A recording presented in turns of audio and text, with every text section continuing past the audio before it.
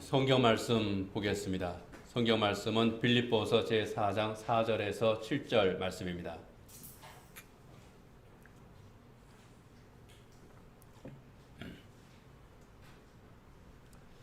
빌립보서 제4장 4절에서 7절 말씀 함께 읽겠습니다. 하나님께서 주신 말씀입니다. 주 안에서 항상 기뻐하라. 내가 다시 말하노니 기뻐하라. 너희 관용을 모든 사람에게 알게 하라. 주께서 가까우시니라. 아무것도 염려하지 말고 다만 모든 일에 기도와 간구로 너희 구할 것을 감사함으로 하나님께 아뢰라.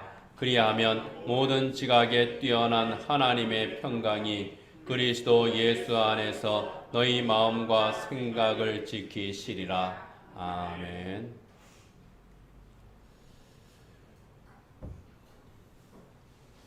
네, 코로나19 사태가 해결될 듯 그러면서도 꿈틀꿈틀하는 것이 정말 살아있는 것 같습니다.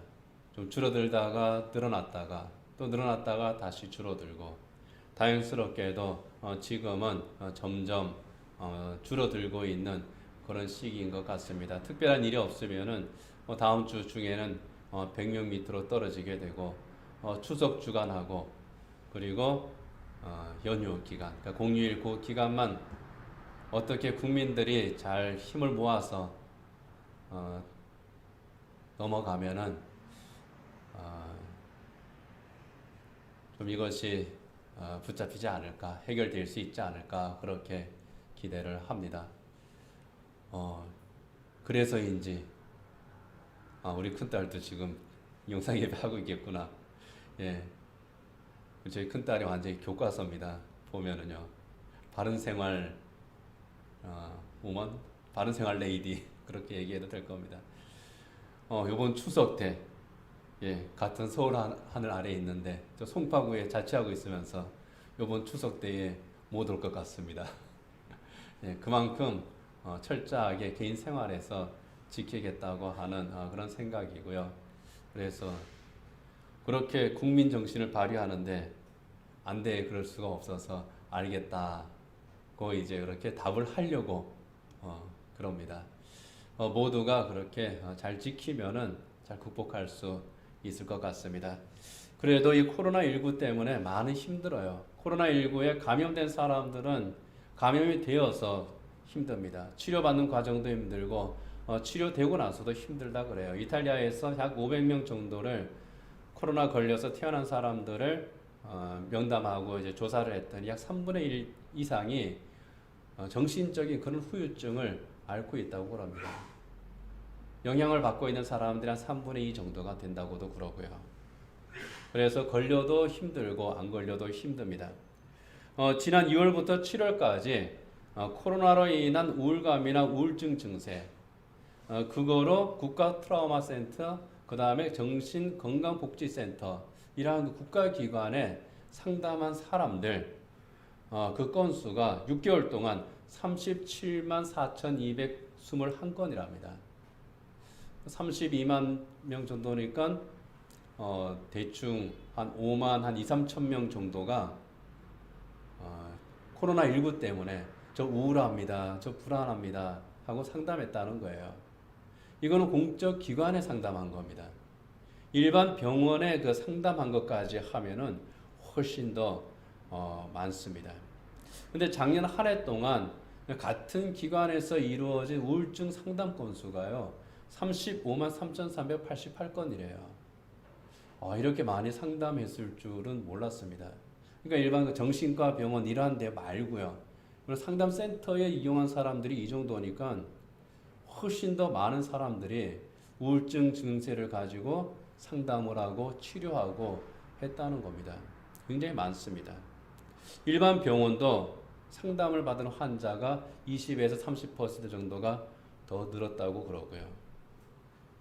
불안하고 무기력하고 좌절감이 느껴지고 우울감이 생기고 그래서 두통이 오고 소화불량이 생기고 불면증을 호소하는 그런 사람들이 엄청나게 늘어난 겁니다. 이렇게 불안장애나 우울증 또는 폐소공포증, 공황장애 이러한 증상들을 호소하는 사람들이 많아지게 되면은요, 보건당국에서는 비상이 걸립니다. 특히 그 서울시 산하에 있는 자살예방센터 같은 경우에는 아주 24시간 풀 가동이에요. 그만큼 극단적인 선택을 하는 사람들이 많이 늘어나기 때문이라는 겁니다. 그래서 전문가들이 권유하는 것이 뭐냐 하면은요, 불안감이나 좌절감으로 인해서 우울증 그런 증상이 왔을 때, 우울감이 오고 뭐 가슴이 두근두근 뛰고 밤에 잠을 못 자고 뭐 이러한 증상이 2주, 3주 이상 계속되면은 그거 내버려 두지 말고 상담받으라고 그럽니다. 위에 아까 말씀드린 정신건강복지센터 같은데, 그 다음에 이제 국가 트라우마 센터 같은데, 서울시에는 그 코비드19 예방센터 같은데, 그런 데다가 연락을 해서 상담을 받고 또 이제 병원에 가서 진료를 받아도 됩니다. 선제적으로 예방하는 것이 중요합니다. 그런데 기독교인들이 그렇게 상담받는 것을 꺼려해요. 우울증 증세나 불안장애 증세로 뭐 공황장애 뭐 이러한 것 때문에 상담을 받거나 그 치료받으라 그러면은 굉장히 싫어하고 화도 내고 그럽니다. 믿음이 부족해서 그렇다고 잘못 생각합니다. 또 그렇게 말하는 사람들도 있습니다. 아닙니다. 절대로 그것은 믿음과 큰 관계가 없습니다. 특별한 경우에는 서로 영향이 있을 수 있죠. 그러나 믿음이 없기 때문에 우울증이 생겼다. 그렇게 말한다 그러면 무조건 저한테 멱살 잡고 끌고 오십시오. 제가 아주 그냥 단단히 그 잘못된 것을 뜯어 고쳐 놓겠습니다. 그건 절대로 아니에요. 우울증, 믿음이 없어서 생기는 거 아닙니다. 사람들이 이제 요즘은 평균 수명이 많이 늘어났죠. 고령자들이 많습니다. 그러다 보니까 어떤 병이 또 늘어나냐 하면은 치매가 또 늘어납니다. 당뇨 환자가 전 국민의 50%가 된다고 그러고, 또 어르신들 가운데에서 치매 걸리는 분들이 20%, 30% 넘습니다. 또 치매도 진성 치매가 있고 가성 치매가 있어요. 진성 치매는 소위 말하는 알츠하이머나 이런 병 때문에 오는 그런 그 치매, 약물로 치료하고 보호해줘야 되는 그런 치매 증상이고요. 또 가성 치매는 아닌데 어떤 스트레스나 이런 다른 요인으로 인해서 치매가 온 것처럼 본인과 주변이 착각하게 되는 그런 치매라고 그럽니다. 그래서 그런 증상이 오면은 그냥 괜히 우울해하지 말고 내가 잘못 살았다 생각하지 마시고, 또는 내 믿음이 뭐가 문제가 있구나 그렇게 자학하지 마시고 그것을 내어놓고 이야기를 하고 또 상담받고 빨리 치료받는 게 그게 제일 지혜로운 겁니다. 때를 놓치면 더 힘들어집니다. 요즘은 약이 굉장히 많이 발달되고요.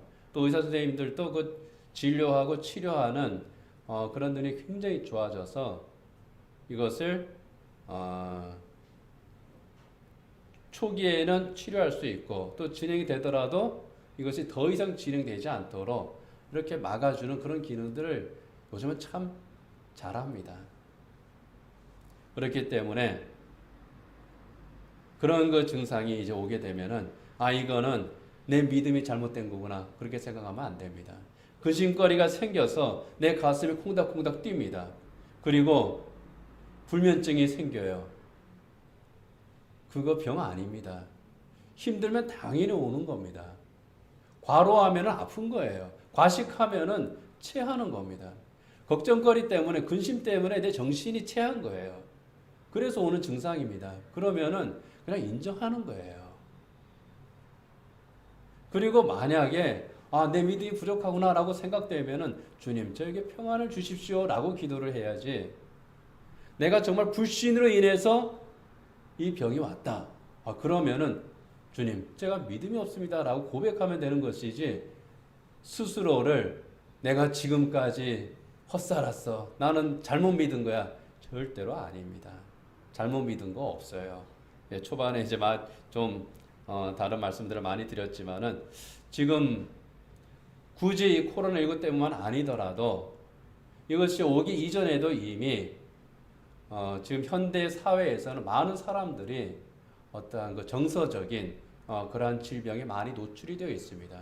우울증, 불안장애, 그다음 공황장애 이러한 증상들은 점점 많이 늘어나고 있고 그 다음에 이제 만성 질환에 시달리는 분들 그리고 노인성 치매 이러한 것들도 점점 많아지는 환경이기 때문에 이러한 것들 예전에 경험하지 못했던 것이 우리에게 왔을 때 그것 때문에 좌절할 필요가 없다 하는 것을 좀 말씀을 드립니다.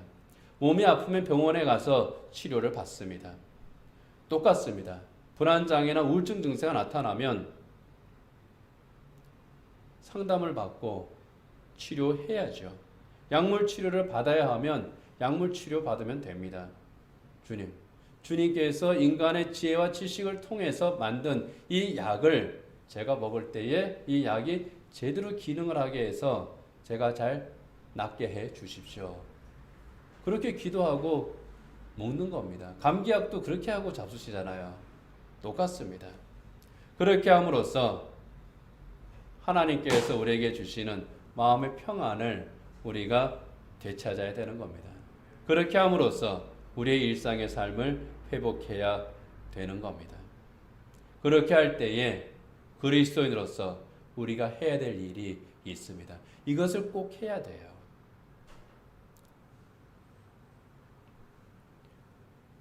혹시라도 불안 증세나 우울감이 온다 그랬을 때에 그보다 먼저 해야 될 것, 그리고 우리가 만약에 치료를 받는다면 치료와 반드시 병행해야 될 것, 이러한 것들에 대해서 우리 주님께서 하신 말씀 우리가 오늘 생각해 봅니다. 오늘 성경 말씀이 바로 그런 겁니다. 요약하면 이렇죠. 주 안에서 기뻐하십시오. 그리고 관용을 베푸십시오. 감사함으로 기도하십시오. 그렇게 하면 사람들의 헤아림을 뛰어넘는 하나님의 평강이 그리스도 예수 안에서 여러분의 마음과 생각을 지키실 것입니다. 이게 오늘 우리가 읽은 이 본문의 말씀입니다. 그리고 이것은요, 하나님께서 구원하신, 하나님께서 사랑하시는 이 그리스도인들, 하나님의 자녀들에게 하나님께서 주시는 특권이기도 합니다. 그 첫 번째, 주 안에서 기뻐하라 하는 거죠. 오늘 보면 4절에 보면은 주 안에서 항상 기뻐하라. 내가 다시 말하노니 기뻐하라. 여러분, 빌립보서의 별명이 뭡니까? 기쁨의 서신이잖아요. 기뻐하라. 이 기뻐하라, 기뻐하라, 기뻐하라고 하는 말이 반복하고 또 반복해서 나옵니다. 이 짧은 서신에 기뻐하라는 말씀, 기쁨이라고 하는 이 말이 전부 12번이나 계속 나오게 되는 것이 이 빌립보서예요. 그런데 빌립보 교회의 상황이 모든 것이 일들이 잘 풀리고 행복하고 즐겁고 그런 상황은 아니었습니다. 오히려 힘들었습니다. 고난 가운데 있었습니다. 성도들 사이에 때로는 다툼도 있었습니다. 그렇지만은 그 가운데에서 기뻐하십시오 하는 겁니다. 즐거워서도 기뻐하지만은 고난 가운데에서 기뻐하고 환난 중에서도 기뻐하라. 기쁨은 복음의 본질이기 때문입니다. 복음을 받은 사람들의 그 신앙생활의 가장 밑바닥, 가장 근본적인 것 가운데 하나가 기쁨이에요. 예수 믿고 얻는 기쁨, 내가 구원받았다고 하는 이 사실을 깨달았을 때의 그 기쁨, 내가 하나님의 사랑을 받은 하나님의 자녀라고 하는 그 기쁨, 내가 하나님의 은혜로 산다고 하는 이것을 아는 자의 기쁨, 이것이 그리스도인의 기쁨입니다. 그래서 초대교회 성도들은요, 기쁨으로 모였습니다. 기쁨으로 예배하고 고난 가운데에서 기뻐하면서 신앙생활을 했습니다. 오늘 예배당에 나와서 예배하는 성도들, 그리고 각 처소에서 예배하는 성도들, 예배를 기다리고 정말 기쁨 가운데 또 나와서 함께 예배를 하잖아요.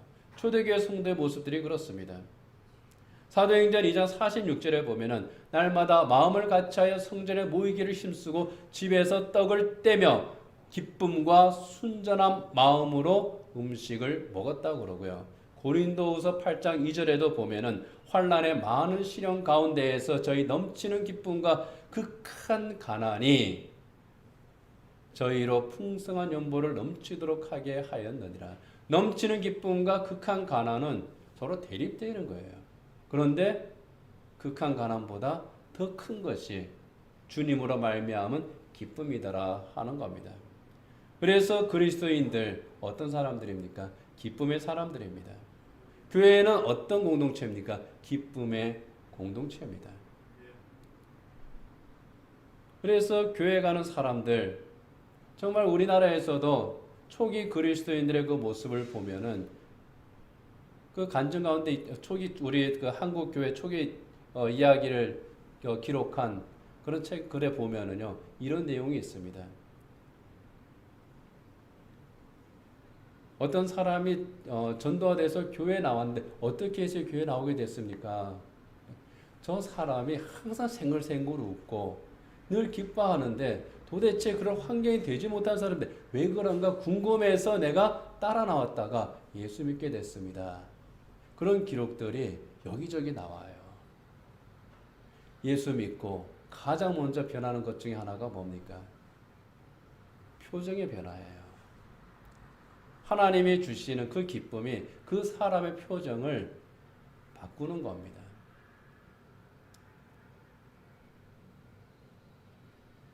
그래서 고린도후서 6장 10절에 보면은 이러한 그리스도인에 대해서 뭐라고 그럽니까? 근심하는 자 같으나 항상 기뻐하고 가난한 자 같으나 많은 사람들을 부유하게 하고 아무것도 없는 자 같으나 모든 것을 가진 자로다. 정말 가진 거 하나도 없는 것 같은데 다 가진 것처럼 평안합니다. 태어납니다. 근심거리가 넘치는 사람 같은데 늘 기뻐해요. 늘 그 입에서 찬송이 끊이지를 않습니다.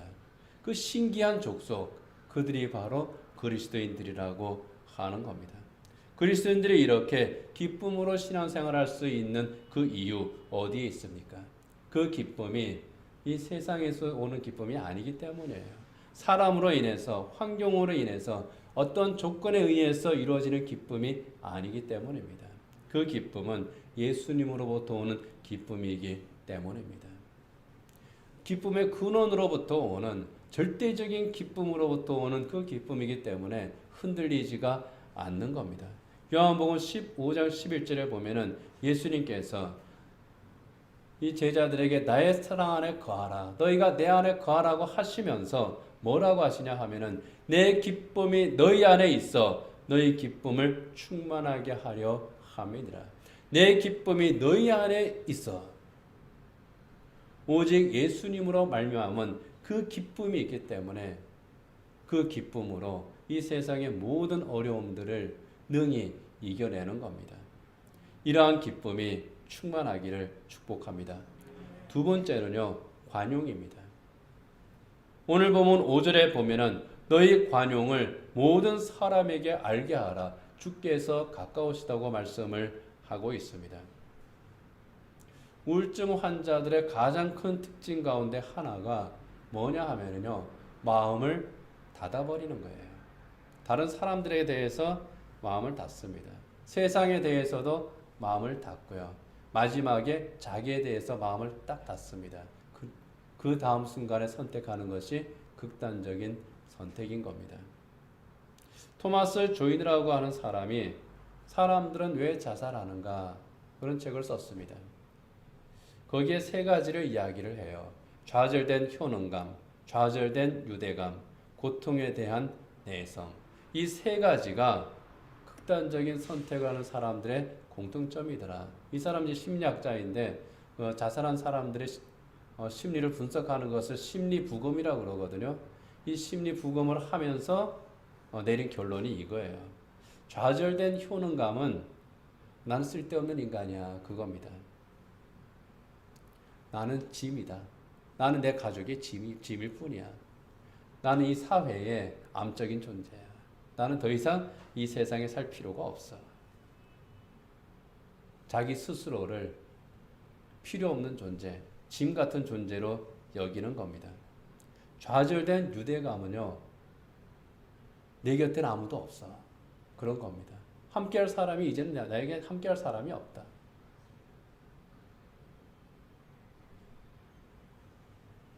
정말 많은 친구들이 있는 것 같은데 그 중에서 진정한 내 친구는 아무도 없어. 나는 외로워. 그겁니다. 내 곁에 아무도 없어. 이게 좌절된 유대감이고요.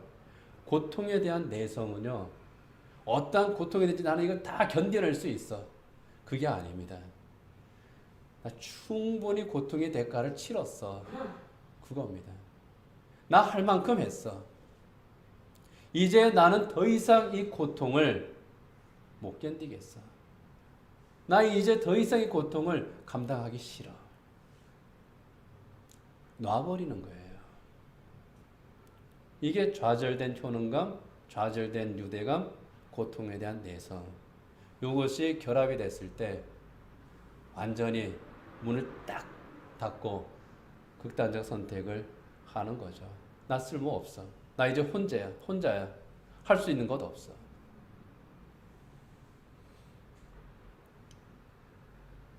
바로 그 마음을 여는 것이 복음이에요. 예수님께서 공생의 사역을 하실 때에 가장 많이 하신 일이 바로 그겁니다. 닫힌 마음 열어주는 사역입니다. 꽁꽁 닫아 걸고 있는 그 문을 주님께서 찾아가서 야, 닫고 있지만 열어! 하고 확 열어제치시는 거예요.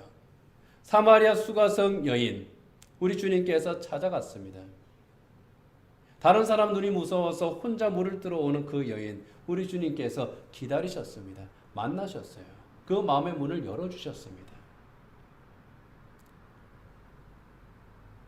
돌무화과 나무 위에 올라가는 삭개오, 우리 주님께서 그를 부르셨어요. 삭개오야, 내려와라. 사람들은 그를, 저 사람 죄인이야, 왜 저 사람과 사귀지? 왜 저 사람 집에 들어가지? 손가락질하는 바로 그 사람, 그 마음은 얼마나 또 아프고 다쳤겠어요. 주님께서 삭개오야 내려오라 함으로써 그 마음을 열어버리는 겁니다. 예수님께서 십자가 위에서 돌아가신 후에 좌절하고 낭망해서 우리가 지금 3년 동안 이 따라다닌 분이 십자가에서 죽어버렸으니 더 이상 우리에게 무슨 낙이 있을까? 터덜터덜 엠마오로 향해서 가고 있던 두 사람이 있었죠. 글로바와 친구입니다. 예수님께서 그들과 함께 하시잖아요. 함께 가면서 말씀을 풀어주시잖아요. 그때 그 마음이 뜨거워집니다. 마음이 열리는 거죠. 우리 주님께서 가해바의 뜰에서 거짓 재판을 받을 때에 베드로가 나 저 사람 모른다 하고 3번이나 모른다 하고 도망쳤잖아요. 우리 주님께서 부활하신 후에 갈릴리 바다에서 물고기를 잡고 있던 베드로를 찾아가시잖아요. 찾아가셔서 그와 함께 식사하시고 내가 나를 사랑하느냐.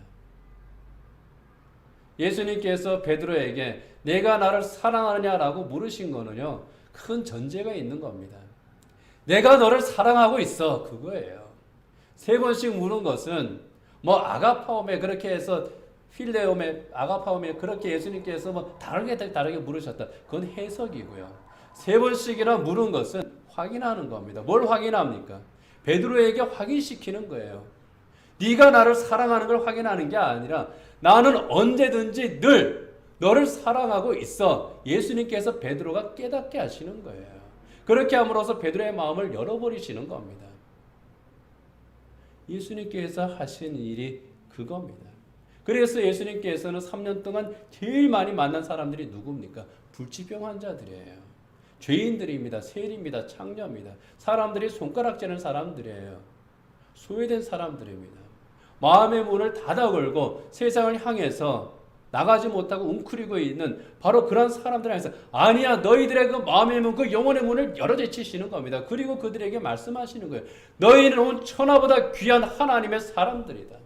하나님께서 너를 창조했다. 하나님께서 너를 창조하고 기뻐하셨는데, 그리고 죄에 매여 있는 너희들을 하나님께서 긍휼히 여기셔서 구원의 길을 열어주셨어. 그 구원의 길을 내가 가고 있잖아. 내가 지는 이 십자가가 너희를 구원하는 거잖아. 그 영혼의 문을 확 열어버리신 것이 주님의 십자가예요. 그게 관용입니다. 그게 예수님의 관용이에요.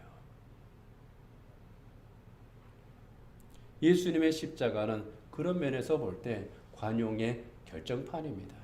나 같은 죄를 용서하시고 구원하신 예수님의 십자가잖아요. 그리스도인이 품는 그 마음이 바로 예수님의 마음인 겁니다.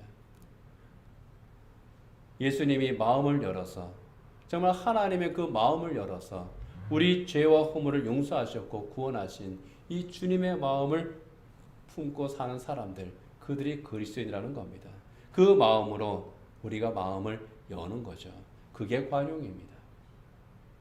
내 마음을 열어서 주님께서 나를 받아들이듯이 우리가 서로를 받아들이고, 우리가 상대를 이해하고 인내하고 기다리고 용서하고 용납하고, 그렇게 함으로써 그리스도의 마음으로 하나 되는 이 모든 과정들이 관용을 알게 하는 겁니다. 에베소서 4장 2절에서 뭐라고 그럽니까? 모든 겸손과 온유하고 오래 참음으로 사랑 가운데에서 서로 용납하고. 고로새 3장 13절은 또 뭐라고 말씀합니까? 누가 네게 혐의가 있거든 서로 용납하여 피차 용서하고 주께서 너희를 용서하신 것과 같이 너희도 그리하고. 주께서 하신 것 같이. 이게 관용의 기본 정신입니다. 이 관용을 의미하는 프랑스어가 톨레랑스죠. 이 톨레랑스는 원래 공학 용어라고 그럽니다. 어떤 것을 측정을 하는 데에 그 허용될 수 있는 오차 범위, 이것을 톨레랑스라고 그러는 겁니다. 여기까지는 허용할 수가 있다 하는 겁니다. 그럴 때에 사람의 톨레랑스는, 사람의 허용 오차는 한계가 있습니다. 그러나 하나님의 톨레랑스는 어떻습니까?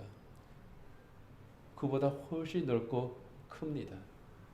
우리가 받은 관용, 우리에게 향한 하나님의 톨레랑스, 우리가 해야 될 관용이 바로 그겁니다.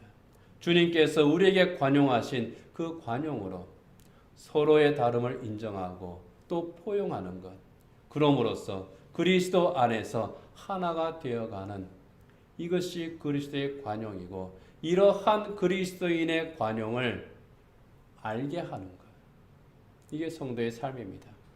그리고 세 번째는요, 감사함으로 기도하라고 말씀합니다. 오늘 본문 6절에 보면은 아무것도 염려하지 말고 오직 모든 일에 기도와 간구로 너희 구할 것을 감사함으로 하나님께 아뢰라.